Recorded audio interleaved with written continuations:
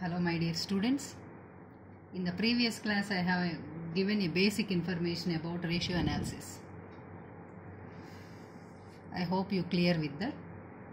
And we have discussed in the previous class liquidity ratios also. Once again I will recap. Listen once. Before going in deep, listen once. So what we have discussed in our previous class. So ratio is a mathematical measurement tool. It measures the overall performance of the companies. It measures the liquidity of the company. It measures the effectiveness and efficiencies of the companies. Okay, and accounting ratios represent relationship between two accounting periods. And based on ratios, we can compare the performance of one company to other companies to identify their standards. So this is a very important mathematical tool. Ratios are classified into 5 groups. So we have 5 types of ratios: liquidity ratios, profitability ratios, activity ratios, leverage ratios, and market prospects ratios. 5 ratios. Based on the nature of ratios. What is the nature of ratio? It is having capacity to measure the liquidity of the company, profitability of the company, effectiveness of the companies, efficiencies of the companies, overall performance of the companies. Based on its nature, ratios are classified into liquidity ratios, profitability ratios, activity ratios, leverage ratios, and market prospects ratios. Clear? Listen. So the first category of ratios, liquidity ratios. So these ratios, liquidity ratios, reveal the ability of the company to recover its short-term liabilities by using liquid assets. Means it is having capacity. So these ratios, liquidity ratios, reveal the ability of the companies to recover its short-term liabilities by using liquid assets. Okay. So liquidity means the assets which we can easily convert it into cash. Okay. Listen once. Liquid assets means the assets which we can easily convert it into cash. Such assets are named as liquid assets. Okay, liquidity ratios 3 types: current ratio, liquid ratio, and absolute liquid ratio. These 3 types, liquidity ratios 3 types. Okay, separate ratios, separate formulas are there to calculate these ratios. The first one, current ratio. Current ratio, this ratio shows the relationship between current assets and current liabilities. So to calculate current ratio, a formula is there. Very easy to remember the formula. Current ratio formula, current assets divided by current liabilities. Okay, so what are current assets and what are current liabilities? I have given complete information in the previous class. Listen once. What are current assets? Okay, so current assets: stock, debtors, cash, and bank balances means cash in hand, cash at bank, bills receivables, marketable securities, prepaid expenses. These are current assets. Okay, you have to remember the entire list, don't forget. And current liabilities: creditors, outstanding expenses, short-term loans, bank OD. OD means bank overdraft, provision for taxation, proposed dividend. So this ratio tells us the relationship between current assets and current liabilities. This is the complete list of current assets. These are the current liabilities. The ideal current ratio 2:1. 2:1 means in all the cases company assets must double than current liabilities. Then only we can say company financial position is good. Otherwise we can say the financial performance and financial position is not good. The ideal current ratio 2:1. In all the cases, current assets must be double than current liabilities. Clear? This is current ratio. And the second one, liquid ratio. This ratio, liquid ratio, measures a firm's ability to pay off its current liabilities with only selling of their liquid assets. Okay, liquid assets means the assets which we can easily converted. They are called liquid assets. Okay, formula for liquid assets, liquid ratio. To calculate a liquid ratio, separate formula is there. This is the formula. Liquid ratio is equal to liquid assets divided by liquid liabilities. Or liquid assets are also called quick assets. Liquid liabilities are also called quick liabilities. Clear? Okay. So what are liquid assets? Except, by this time you are familiar with current assets. Except stock and prepaid expenses, all current assets are liquid assets. Listen once again. What are liquid assets? Which assets we can easily convert it into cash? Except stock and prepaid expenses, all current assets, liquid assets. What are liquid liabilities? Except bank overdraft, all current liabilities, liquid liabilities. Clear? The ideal liquid ratio 1:1 means in all the cases, current assets means in all the cases, liquid assets must equal to liquid liabilities. Okay, must equal to liquid liabilities. Then only we can say company financial performance is good. Clear? Listen once. What reveals, what measures liquid ratio? It measures a firm's ability to pay off its current liabilities with only selling of their liquid assets. So it tells us the relationship between liquid assets and liquid liabilities. These are liquid assets, these are liquid liabilities. The ideal liquid ratio 1:1. Clear? And the next one, absolute liquid ratio. This ratio, absolute liquid ratio, measures the cash availability of the firm to meet the current liabilities. So it is calculated as absolute liquid assets divided by liquid liabilities. Okay. So absolute liquid assets only 3. Cash, bank balance and marketable securities. Only these 3 we take for absolute liquid assets. Clear? So liquid liabilities, except bank overdraft, all current liabilities, liquid liabilities. Just we have discussed. Okay. So the ideal absolute liquid ratio is 1:2. Means in all the cases, company liquid liabilities must double than absolute liquid assets. Then only we can say company resource management is good. Okay. So absolute liquid ratio measures the relationship between absolute liquid assets and liquid liabilities. Clear? Just we have finished liquid ratios. Okay. Liquid ratios reveal the financial position of the company. Financial position is good, average or not, we can know through liquidity ratios. Okay, liquidity ratios. So liquidity ratios over. Okay, liquidity ratios 3 types: current ratio, liquid ratio, absolute liquid ratio. Okay, and the next one,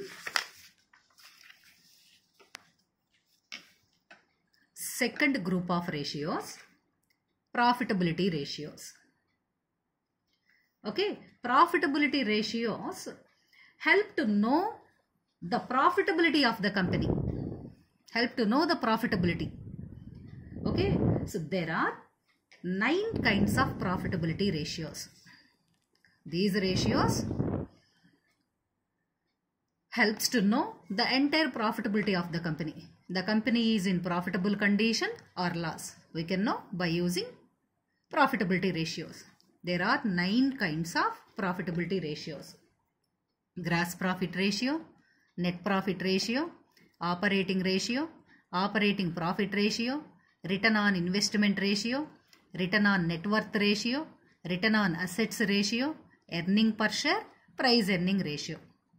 You have to remember all these 9 ratios, okay, and their formulas. It is very, very important to remember all these ratios and their formulas. Anyone they may ask for your final exam. Very important profitability ratios. So profitability ratios are these are the 9 kinds of profitability ratios. Profitability ratios are expressed in percentage. The result of all these ratios we have to express in the percentage. The values we have to express in the percentage. So all these ratios, profitability ratios, help to know how much profit a company can earn through its operations. Okay. So all these ratios helps to know how much profit company can earn. Okay. These are the 9 types of ratios. How to calculate these ratios? Separate formulas are there to calculate these ratios. The first one, gross profit ratio.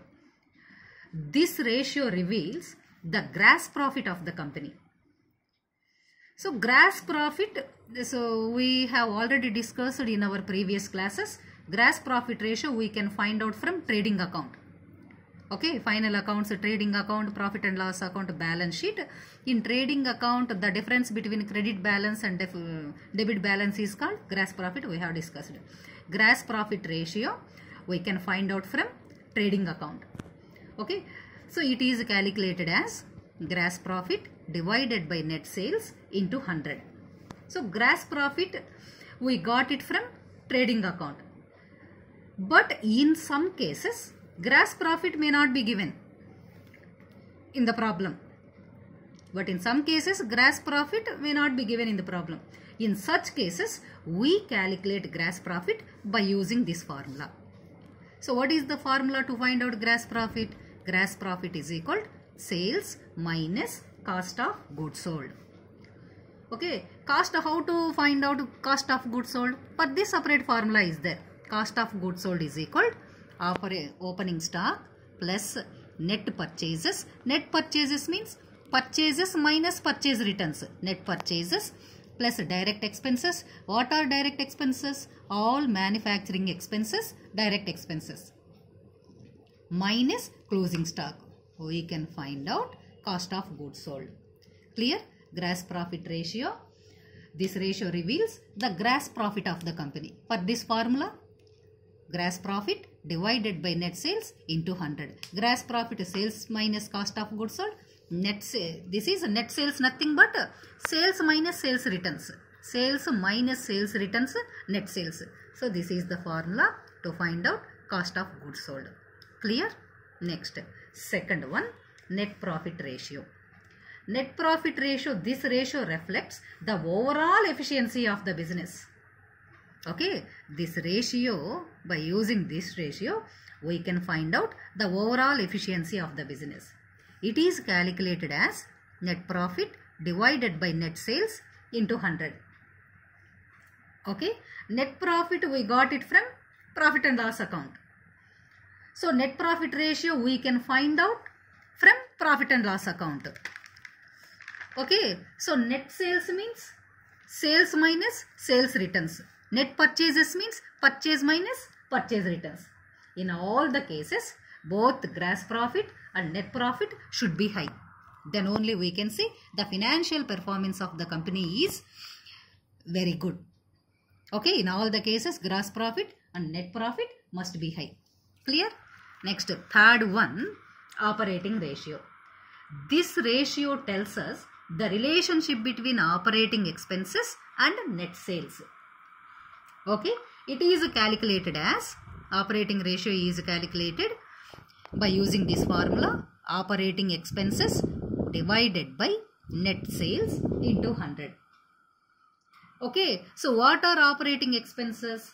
All indirect expenses, operating expenses. You are familiar with indirect expenses. We have discussed in final accounts.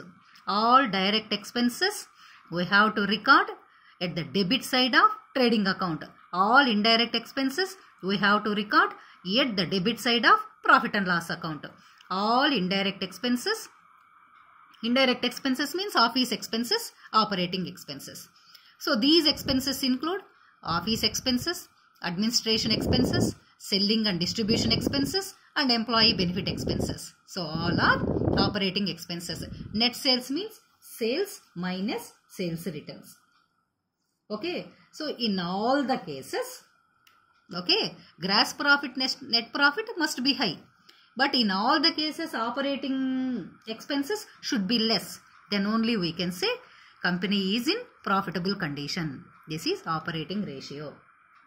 This ratio tells us the relationship between operating expenses and net sales. Clear? Next. Next profitability ratio, operating profit ratio. It is calculated to reveal operating margin.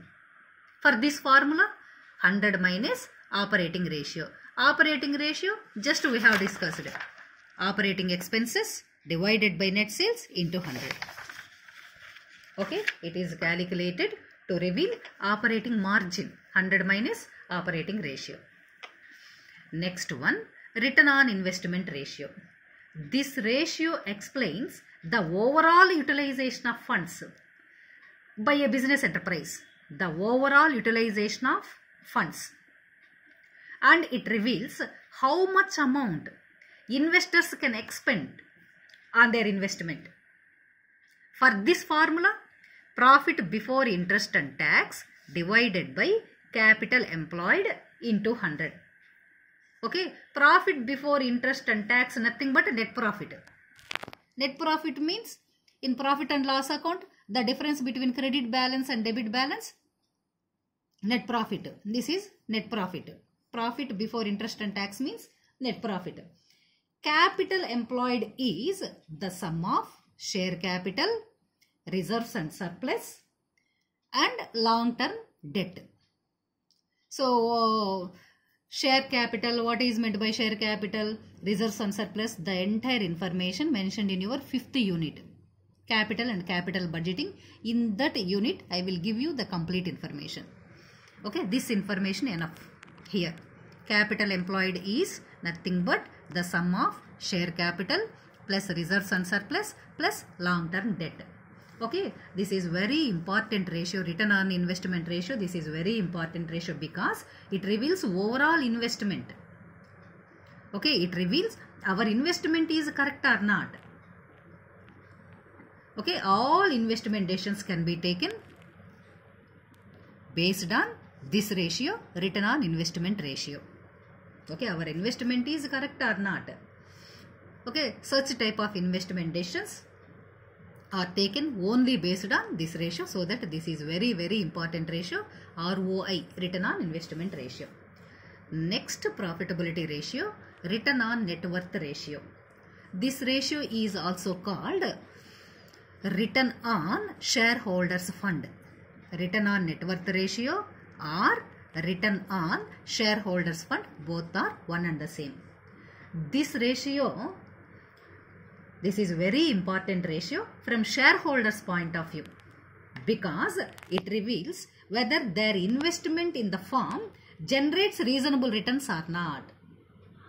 Okay, because it reveals whether their investment, shareholders investment in the firm can generate more returns or not. We can know by using this ratio, return on net worth ratio. It is calculated as net profit after tax divided by net worth into 100. So net profit after tax will be given in the problem. So net worth is nothing but, okay, the sum of equity share capital, preference share capital and reserves and surplus. Clear? net profit before, net profit after tax will be given in the problem. Net worth means sum of equity share capital. Total shares may be classified into two types, equity shares and preference shares. So what is meant by equity shares? Who are equity shareholders, preference shareholders? How many types of preference shares are there? The complete information I will give you in the 5th unit, capital and capital budgeting. Okay, the sum of share capital, preference share capital, reserves and surplus. These three here we have to consider as net worth. Okay, next one, return on assets ratio. Return on assets. So ROA, they may ask, calculate ROA in your exam. Okay, return on assets ratio. This ratio tells us the relationship between net profit and total assets. The relationship between net profit and total assets. It is calculated as net profit after tax divided by total assets into 100. Okay, so this ratio, return on assets ratio, this ratio shows how much profit a company can earn by using its resources, by using its assets. How much profits company can earn by using its assets. So this ratio must also be high. So why? Because only high ratio will be recommended. If the ratio is very high, we can say the company financial position is very good. Okay, this is return on assets ratio. This ratio represents company is in a capacity to utilize their total assets in proper manner or not. Okay, the next one, earnings per share ratio. Next profitability ratio, earnings per share ratio. This is very important ratio from the shareholders point of view. This is also because this ratio reveals how much amount company is paying as dividends to shareholders. How much? Dividend is nothing but the share in the profit. How much dividends company can pay to his shareholders? We can know by using this ratio, earning per share ratio. It is calculated as net profit minus preference dividend divided by number of equity shares. Clear? How much dividends, how much amount company can pay as dividends to his shareholders, we can know by using this ratio, earnings per share ratio. Clear? And the next one, last one, price earning ratio.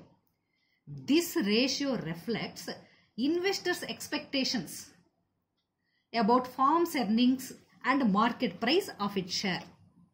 For this formula, market price per share divided by earnings per share. Okay, so these 9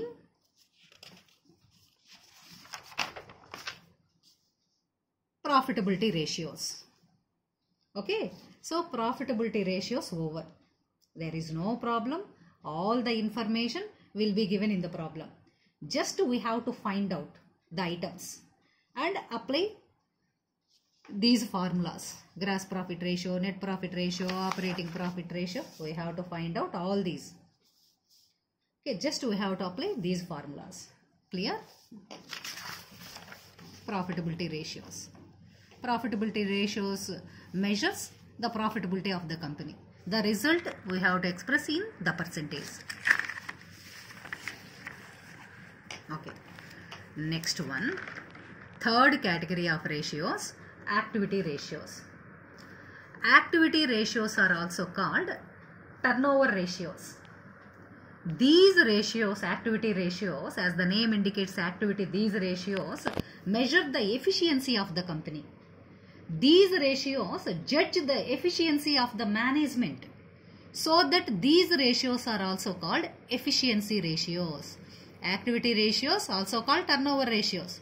These ratios measure the efficiency of the managers. Managers' efficiency is measured through activity ratios. So these ratios are also called efficiency ratios.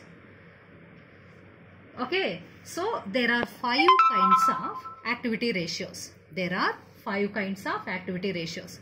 Inventory turnover ratio, debtors turnover ratio, creditors turnover ratio, fixed assets turnover ratio, working capital turnover ratio. These 5 types of activity ratios.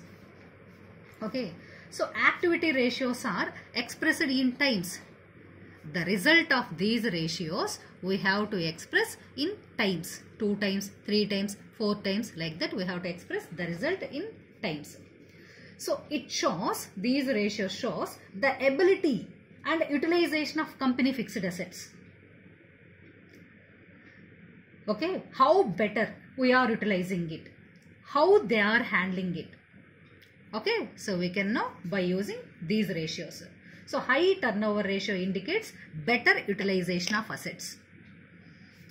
Okay, poor ratio indicates less poor utilization of resources. Next, the first one, inventory turnover ratio. This is very, very important. Inventory turnover ratio. So inventory turnover ratio reveals how many times inventory is purchased. How many times inventory is purchased. Inventory is nothing but a stock. Stock means goods, finished goods. Okay, how many times company has purchased the goods. We can know by using this formula. Okay, so inventory turnover ratio formula, cost of goods sold divided by average inventory. Inventory is nothing but stock. You are familiar with opening stock, closing stock, stock, inventory. Okay, cost of goods sold means net sales minus gross profit. Sometimes cost of goods sold are not given in the problem. If cost of goods sold are not given, sales we can consider as cost of goods sold. Sales. If cost of goods sold generally given in the problem, there is no problem. Otherwise, we can find out net sales minus gross profit. Cost of goods sold are not given in the problem. We have to consider sales as cost of goods sold. Clear? So, average inventory means opening inventory. Inventory is nothing but stock. Opening stock plus closing stock divided by 2. Opening inventory plus closing inventory divided by 2. If opening stock is not given, only closing stock we can consider as average inventory. Okay, listen once. So in general, opening stock, closing stock both will be given in the problem.